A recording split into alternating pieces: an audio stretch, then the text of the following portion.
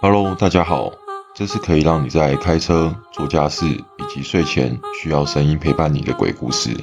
那故事开始了。这是我国中时发生的事。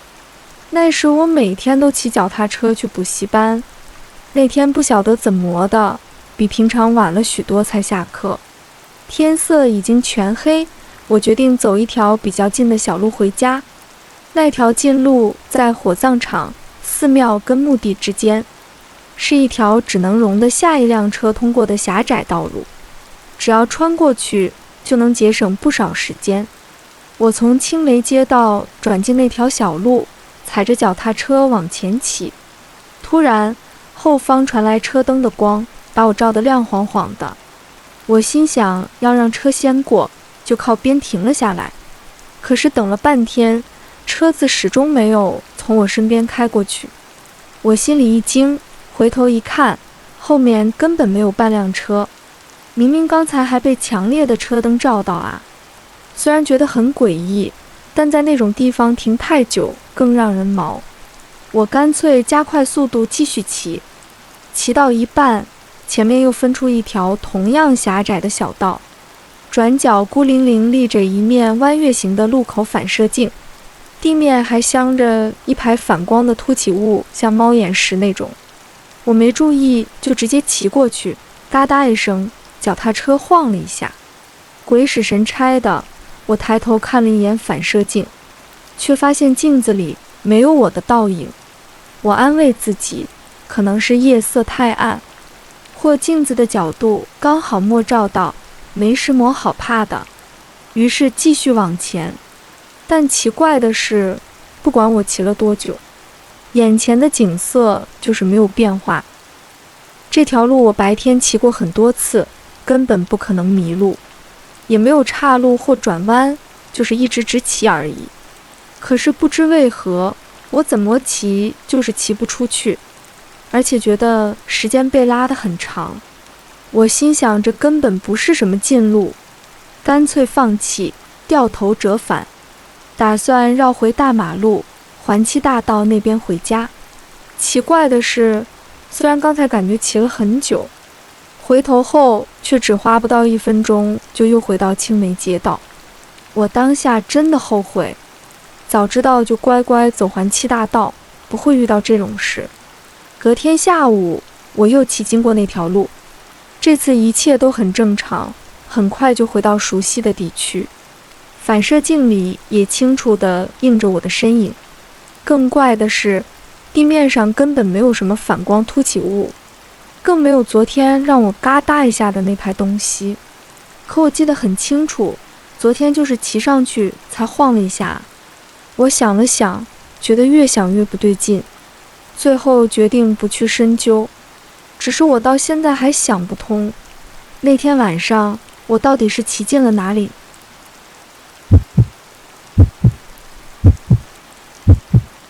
这是我高一那年的事。当时我离开家，在学校宿舍生活。那是一个7月的晚上，热得让人受不了。我和朋友在校园角落的洗衣间等洗衣机运转结束。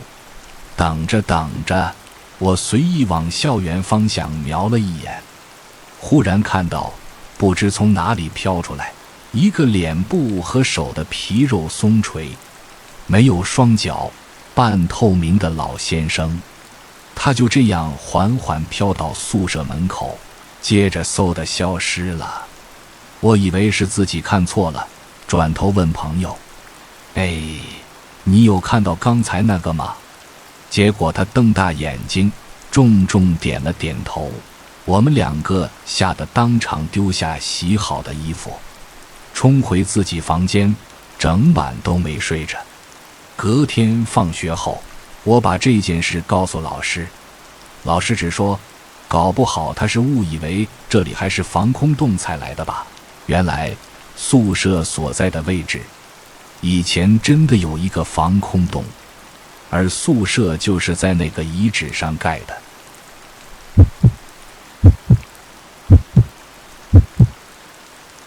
我妈的老家早年是外公外婆和伯父一家人住的地方，那是很久以前的事了，外公外婆还在的时候，表姐家养了一只猫，我那时年纪还小，跟那只猫的关系不太好，只要我伸手想摸它，它就会对我哈气。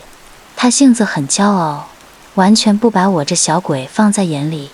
对我来说，它又强又可怕，所以每次去外婆家玩，我和它基本上互不打扰。可奇怪的是，只要我在那里过夜，那只猫就一定会钻进我的棉被里。我本以为它是要陪我睡，结果它在被窝里从不躺下，总是直挺挺地坐着，盯住某个方向一动也不动。我小时候也怕压到它，所以它进来时，我会尽量把棉被撑高一点。可等我快睡着的时候，棉被慢慢滑下来，就在那一瞬间，它会猛地窜出去，跑得无影无踪。我总是纳闷，它到底在搞什么，然后就睡着了。这种情况发生过好几次。有一次，我把这事告诉表姐，表姐说这间房子会闹鬼，猫咪在附近的话会保护你，它只要叫一声，奇怪的东西就会不见，可是你在的时候，它一定跑去你那边，害我这里反而容易遇到怪事了。笑，我才想起，好像听妈妈说过，她以前在娘家也遇过一些恐怖的事，只是我自己从来没碰过，所以听到表姐那么说时，整个愣住。咦，这里真的有？我完全是第一次听说，原来她一直在保护我啊，我都没发现。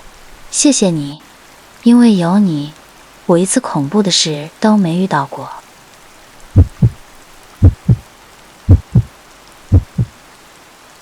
内线电话响了，喂，业务部你好。咦，没有声音，又来一通内线，接起来还是没声音，我挂了。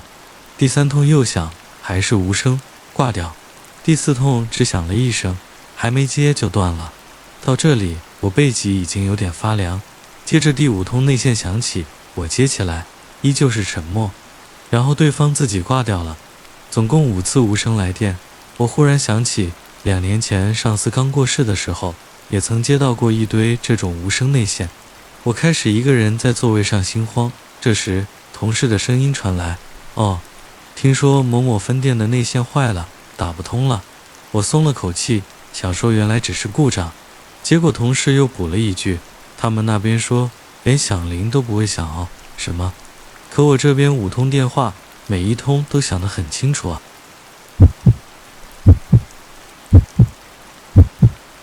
几年前，我和老公去镰仓旅行，我们从镰仓车站租了脚踏车，一路骑到曾被拍成日剧场景的极乐寺车站等景点，然后准备返程。没想到半路上突然遇到倾盆大雨。我原本想回到去程经过的那个隧道口避雨，但老公说前面有座寺庙的门口，可以过去借躲一下雨。我只好勉强同意。寺庙屋檐下，树荫下已经挤满了跟我们一样避雨的观光客，还有路过遛狗的居民。大家边看雨边闲聊，说着希望快点停啊。就在这时，我突然意识到，周围一直有人声。寺院里传来的诵经声我能辨别，雨棚下人们的闲聊声，小孩子的嬉闹声我也能分出来，但除此之外，还有一种低沉，像呻吟一样的声音一直在持续。我小声问老公：“你有听到那个声音吗？”他回：“是那边那个小孩的声音吧？”我摇头：“不是，是很低的声音，一直在呻吟那种。”他愣愣地说：“我没听到啊，你是说诵经的声音吗？”我说：“不是。”话到一半却停住了，因为我发现旁边一位带狗的当地人正用僵硬的表情看着我，仿佛他也听到了同样的声音。回家后，我忍不住上网查那间寺庙的资料，才知道寺庙的后方其实范围很大，而且过去曾是罪犯的处刑长。里面还有一处叫哀嚎石王岩的地方。大约25年前，我3个月大的小侄女因为生病住院，那时候她还太小，妈妈必须24小时在病房里陪着，但连续好几天没休息，实在太累。于是我这个姑姑决定接手伊婉，让她回家休息。白天交接完后，我陪着侄女度过了一整天。熄灯时间一到，我把简易床铺好，躺下来准备睡觉，但怎么翻来翻去都睡不着。到了晚上11点多，病房的门咔一声被推开，我抬头看去，是一位留着齐耳短发、头上戴着护士帽的护理师。他穿着像连身裙的制服，外面套着一件白色围裙，手里拿着手电筒，直直照向小侄女的病床。我心想，应该是夜间巡房吧，只是这光照的也太直接了。我又翻了个身，不知不觉睡着了。隔天早上，小侄女的妈妈回来，我顺口提起昨晚的事，结果她皱着眉说：“咦，这里的护士制服都是裤装啊，也没有人戴护士帽的。”那一瞬间，我全身起了鸡皮疙瘩。昨晚那位护士到底是谁？这是15年前左右，我在一次亲戚聚会上听到的故事。妈妈娘家的祖坟在郊区一座很大的陵园里，墓碑正面除了刻着某某家之墓，另外刻了一个大大的汉字“契”。有一次，大家一起去扫墓，在墓碑前拍了张全家福拿着相机的舅舅，在拍照时突然忘了“契”这个字怎么念，边按快门边嘀咕：“哎，这个字是念什么来着？”那时还是用底片相机，照片冲洗出来后，家人发现那张合照的3个角落各有一道亮光，仔细一看，那光不是乱闪的，而是清清楚楚地拼出了音“七义气”。墓碑上明明刻的是汉字，但照片里的光却用注音拼出了读音。我的弟弟也看过那张照片，还笑嘻嘻地说：“真的很清楚啊。”听完这段故事的叔母和外婆他们，不但不害怕，反而笑着说：“那是祖先怕你们不会念，特地教你们的啦。”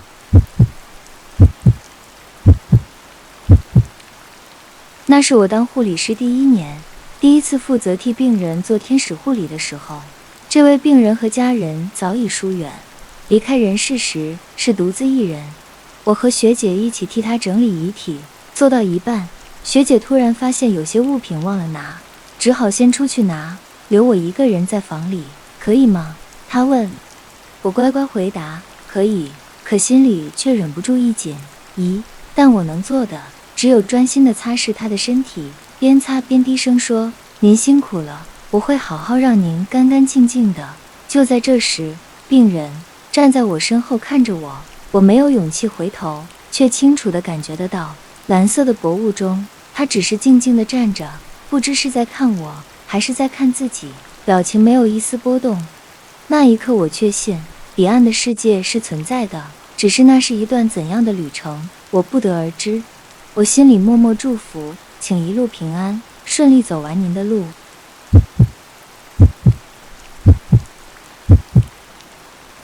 这是发生在亲戚家里的事。那户人家的老太太，姑且叫她芳子，去世了。老先生芳子的丈夫悲痛万分。不过葬礼结束后没多久，家中开始出现一些奇怪的事。一开始只是感觉有什么东西飘过身边，电灯的开关明明没碰过，灯却自己灭了。正面朝前摆放的人偶，不知何时转了个身，面朝墙壁。渐渐的，走廊里传来微弱的脚步声，谁在那里？探头一看，声音就消失，走廊空无一人。和老先生同住的儿子媳妇觉得毛骨悚然，提议请人来做驱邪仪式，但老先生却高兴得不得了。